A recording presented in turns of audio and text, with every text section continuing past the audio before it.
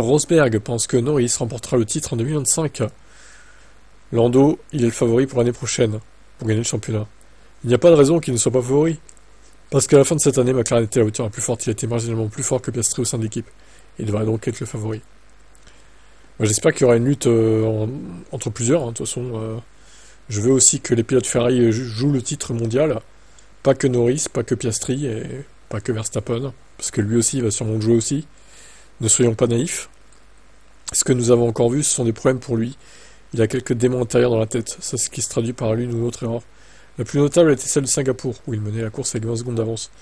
Où il a failli chuter, ce qui est un peu étrange. Il doit donc travailler un peu là-dessus pour réduire l'un ou l'autre. Verstappen n'a pas la voiture la plus rapide. Il n'a pas fait... il ne l'a pas fait. Je veux dire, il a gagné 2 courses depuis le mois de mai. C'est dingue. Il a fait 2 courses depuis mai, dont une où Verstappen était juste magique sous la pluie, dont une seule course vraiment sur le sec qu'il a gagné depuis mai.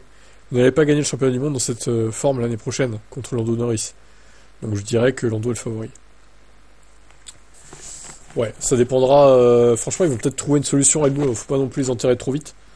C'est sûr qu'ils ont plus noué. Maintenant, ils vont galérer, mais bon. Moi, je dis, ne les enterrons pas trop vite non plus. Il peut y encore y avoir des surprises. Maintenant, Norris, effectivement, lui, quand il a une voiture dominatrice, quand c'est genre Sainz, Piastri, Leclerc face à lui, bah ça va en fait. Mais dès qu'il commence à y avoir Verstappen qui est contre lui, en adversaire direct, et bah le Lando, il s'effondre un petit peu, il perd ses marques, il perd ses repères, il fait un peu n'importe quoi, moi je trouve aussi. Quand c'est les autres, ça va à peu près. Quand c'est Max, ça se complique. Et il a du mal à gérer Max. Peut-être parce qu'il est trop proche de lui, dans la vraie vie aussi. On verra bien ce que ça donne tout ça l'année prochaine.